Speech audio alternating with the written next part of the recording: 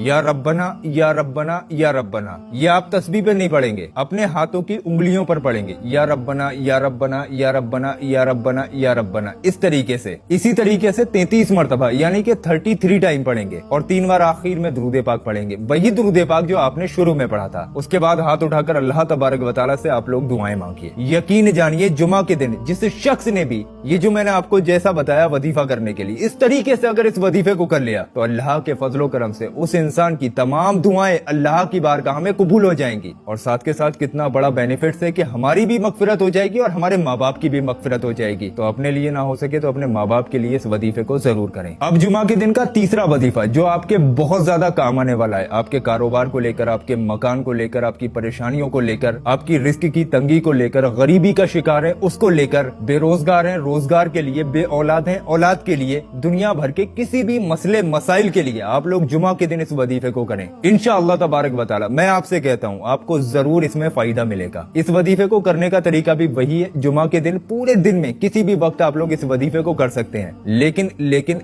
इस वजीफे को करने का बेहतर वक्त जुमा के दिन असर की नमाज के बाद से लेकर मगरिब की अजान से पहले है। जब दोनों वक्त मिल रहे होते हैं ये वक्त दुआ कबूलियत का होता है। इस वक्त में अगर आप लोग इस वजीफे को करोगे तो आपको ज्यादा फायदे मिलेंगे। अब आपको करना क्या है, बहुत ध्यान से समझिए। जुमा के दिन अगर आप लोग इस वजीफे को पूरे दिन में कभी भी करना चाहते हैं तो कर सकते हैं, नहीं तो असर और मगरिब के दरमियान कहीं पर भी खामोशी से बैठ जाइए। सबसे पहले 3 मरतबा शुरू में दुरूद पाक पढ़िए। दुरूद पाक जो भी आपके याद हो आप पढ़ सकते हैं। उसके बाद एक छोटी सी आयत करीमा आप तमाम लोगों की याद ही होगी, ला इलाहा इल्ला अंता सुब्हानका इन्नी कुन्तु मिनज़ ज़ालिमीन। इस आयत करीमा को सिर्फ आप लोगों को 11 मरतबा यानी कि 11 टाइम पढ़ना है। इसको दुआए यूनुस भी कहते हैं और कुछ लोग इसको जलाली आयत करीमा के नाम से भी जानते हैं। इसको 11 मरतबा पढ़िए। अब उसके बाद एक अल्लाह पाक का नामे मुबारक या रज़्ज़ाकू या रज़्ज़ाकू या रज़्ज़ाकू, ये नामे मुबारक अगर आप लोग जुमा के दिन पढ़ते हैं तो आपके रिस्क में इजाफे के लिए ये नामे मुबारक आपकी मदद करेगा। या रज़्ज़ाकू की आप लोग पूरी एक तस्बीह पढ़िए यानी कि 100 मरतबा पढ़िए। उसके बाद एक और अल्लाह पाक का नामे मुबारक पढ़ लेना, या अजीजो